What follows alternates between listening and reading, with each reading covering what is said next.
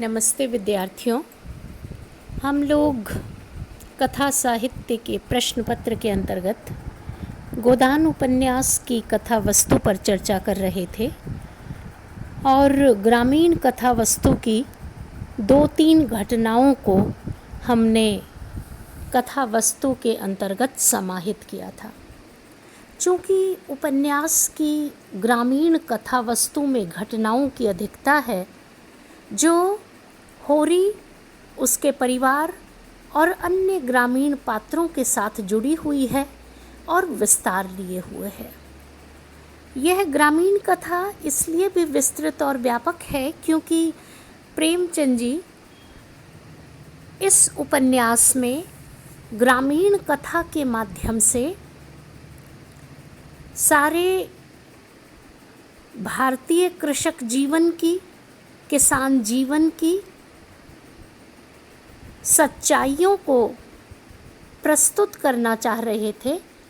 उन्होंने अपने इस गोदान उपन्यास में किसानों की, ज़मींदारों की, निम्न वर्ग के किसानों की और उनसे जुड़े हुए सारे सरकारी तंत्र और ग्रामीणों का शोषण करने वाले जो शोषक वर्ग के प्रतिनिधि रूप में हैं, उन सभी की कथा विस्तार से इस उपन्यास में कही है। हमने जहाँ अपनी कथा को विराम दिया था वह थी कि होरी के यहाँ गाय के आने के पश्चात, गाय के आने के साथ ही गोबर और झुनिया का प्रेम प्रसंग उपन्यास में प्रस्तुत होता है और गोबर फिर झुनिया को अपने घर के द्वार पहुंचा करके स्वयं लखनऊ चला जाता है। इधर झुनिया के आने के पश्चात सुबह पूरे गांव भर में कोहराम मच जाता है, पंचायत बैठती है और सारे जो पंचायत हैं, जो पंच परमेश्वर हैं, जो सारे ही गांव के किसानों के जीवन का निर्णय लेते हैं और समस्याओं को अपनी दृष्टि से देखते हैं। उनकी दृष्टि से झुनिया को होरी के घर आया पाकर देखकर गोबर ने झुनिया का हाथ पकड़ लिया है। इस बात को लेकर पंचायत बैठती है और होरी पर डांड लगाया जाता है। 100 रुपया नगद और 30 मन अनाज। यह होरी के लिए बहुत ज़्यादा है क्योंकि वह अकेला ऐसा आदमी है जो अपनी गृहस्थियों का बोझ उठाते उठाते थक चुका है। पति पत्नी दोनों मिल करके, दोनों बच्चियां साथ मिल करके काम करवाती हैं और बदले में जो पैसा मिलता है उससे घर का जो खाना पीना है वह चल पाता है। अब इधर डांड लगने के बाद जितना अनाज था वह होरी ने अपने खलिहान से अनाज को ढो ढो करके झिंगुरी सिंह की चौपाल में ढेर लगा दिया था। 20 मन अनाज था जिसमें गेहूं था, मटर था, थोड़ा चना और तिलहन भी था। यह जो होरी ने अपने साल भर परिवार के खाने के लिए अनाज रखा था, उस अनाज को झिंगुरी सिंह के यहाँ टोकरी भर रात पहर तक वह ढो ढो कर उन्हें देता रहा। धनिया बार बार होरी को यह कहती रही कि सारा अनाज यदि उन्हें दे देंगे तो हम लोग क्या खाएंगे, लेकिन होरी ने धनिया की एक भी नहीं सुनी और उसने कहा कि भोजन के ठिकाने की बात बाद में देखी जाएगी, अभी तो जितने अनाज से पैसे जा सकते हैं वह चले जाएं। तो इस प्रकार से जो खलिहान में थोड़ा सा अनाज रह गया था, धनिया ने होरी का हाथ पकड़ा और उसके बाद थोड़ा सा अनाज रहने दिया। धनिया बहुत नाराज़ हुई और होरी को भी वह यह समझाती है कि जो पंच हैं वे उनकी प्रवृत्ति राक्षसी प्रवृत्ति है।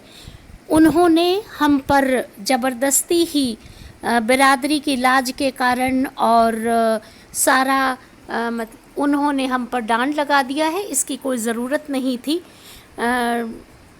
उनको डांड लगाने का कोई अधिकार नहीं है, क्योंकि जो हमारे बेटे ने किया है हम अपनी बहू को स्वीकार करेंगे और जितना हमसे बन पड़ेगा हम कर लेंगे। इस तरह से धनिया बड़ी बेबाकी से होरी से बातचीत करती है और झुनिया को अपने पास रखती है, बेटियों के साथ काम करती है। झुनिया गर्भवती है, तो झुनिया के कथा वस्तु के विकास में अब हमें यह पता चलता है कि जो झुनिया है वह गर्भवती है और उसके बच्चा होने वाला है।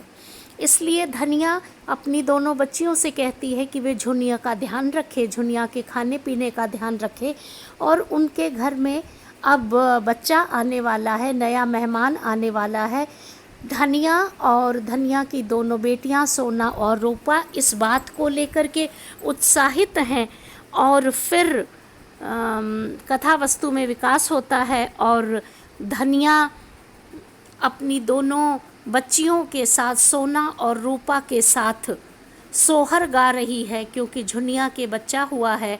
और वह इतनी ज़ोर ज़ोर से गाकर लोगों को यह सुना देना चाहती है कि उनके घर भी अब पोता हुआ है और वह भी बड़े सम्मान पूर्वक अपने उस पोते का संस्कार कर रही है। इस बात को लेकर के धनिया का पूरा घर बड़ा उत्साहित है। जब शाम को होरी आता है तो वह होरी राम से कहती है कि घर में बच्चा आ गया है। होरी पूछता है कि बच्चा किसके जैसा है, क्या वह हृष्ट पुष्ट है, किसी तरह की कोई दिक्कत तो नहीं है।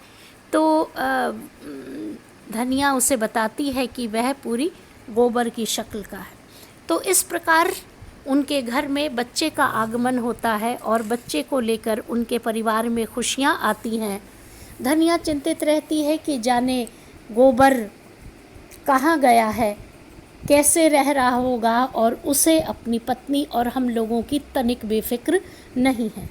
इधर घर छोड़ कर के गोबर लखनऊ चला जाता है और वहाँ रास्ते में उसी के गांव का एक व्यक्ति है जिसका नाम है, उस पात्र का नाम है कोदई। वह गोबर को अपने घर थोड़ी देर के लिए विश्राम के लिए रोकता है, उसे खिलाता पिलाता है और उसके बाद गोबर शहर चला जाता है। लखनऊ जाने के बाद में गोबर के सामने यह समस्या है कि वह क्या करे। उसे लगता है कि उसके पास वह जो घर में गांव में खेतीबाड़ी का काम करता था तो उसके पास बेलदारी का अनुभव है, वह कुछ भी खेती का काम कर लेगा। फिर उसे लगता है कि खेती का काम वह अभी तक करता आया है, पता नहीं नगद उसे पैसे मिल पाएंगे या नहीं। तो वह लखनऊ में जाकर अपने ही गांव, अपने ही दूर गांव के परिचित किसी व्यक्ति के पास जाकर के चाय की दुकान पर काम करता है। वहाँ चाय की दुकान पर काम करते करते धीरे धीरे उसकी पहचान हो जाती है और वह वहाँ जो पैसा कमाता है उसको संचित करता रहता है और लगभग 1 साल बाद वह अपने गांव आता है। उसे यह पता चला है कि उसके बच्चा हो गया है और अब उसके माता पिता अब उसे उतने नाराज़ नहीं होंगे। तो वह गांव जाने की पूरी तैयारी करता है, अपनी बहनों के लिए साड़ी लाता है, खिलौने लाता है, अपने बच्चे के लिए, अपनी माँ धनिया के लिए साड़ी लाता है, अपने पिता के लिए धोती और मिर्जई लेकर के आता है। और अब जो गोबर है वह अपने गांव आया है। इधर जब से होरी राम के यहाँ, जब से झुनिया के यहाँ बच्चा हुआ है, बच्चे को खिलाने और दूध पिलाने के लिए होरी के पास ज़्यादा ना तो दूध है और न ही ज़्यादा भोजन है। तब तक इस बीच जो पुन्नी है हीरा की पत्नी, वह होरी के घर आने लग गई है और वह अपनी जेठानी धनिया से माफ़ी मांगती है और कहती है कि यदि आपके यहाँ खाने को नहीं है, घर का में जो छोटा बच्चा है उसको भूखा नहीं रखा जा सकता, उसको दूध पिलाने की आवश्यकता है, तब से वह अपनी जेठानी धनिया से बोलती चालती है और वह अपने घर से अनाज लेकर के आती है, खाना लेकर के आती है और कभी रोटी बना करके लेकर के आती है। पुन्नी के पास जितनी फसल थी उसमें इस बार फसल अच्छी तैयार होती है और अब पुन्नी यह स्वीकार करने लगी है कि उनके पास जो कुछ है वह बड़े दादा यानी अपने जेठ जी होरी का ही दिया हुआ है और होरी का वह एहसान मानती है। तो इस प्रकार पुन्नी और जो धनिया है उसके बीच बातचीत होती है। पुन्नी बच्चे को खिलाती है और उसके साथ ही झुनिया भी जो है वह अपनी छोटी सास के पाँव छूती है और वह कहती है कि आप भी मेरी माँ की समान हैं। और इस प्रकार परिवार के बीच में आपसी खान पान को लेकर बातचीत होती है, खाना पीना होता है और एक दूसरे की सहायता करते रहते हैं। इस बीच जब साल भर के बाद में गोबर आता है तो वह गोबर अपने परिवार के लिए जितने पैसे इकट्ठे हैं और जो भी वह सामान लेकर के आता है, गोबर के आने की खबर धनिया की होरी की बेटी कहती है कि दादा आ गए हैं, दादा आ गए हैं। तो धनिया कहती है कि क्या तुम सच कह रही हो? तो फिर वह कहती है कि हाँ दादा आ गए हैं। जब घर पर आता है गोबर तो गोबर आकर के अपने माता पिता के चरण स्पर्श करता है। अभी तक होरी और धनिया के मन में जो कुछ गोबर के प्रति गुस्सा भरा हुआ था वह गोबर को देख करके गुस्सा उनका ख़त्म हो जाता है और धनिया अपने बेटे को गले लगाती है, बहुत प्रसन्नता होती है।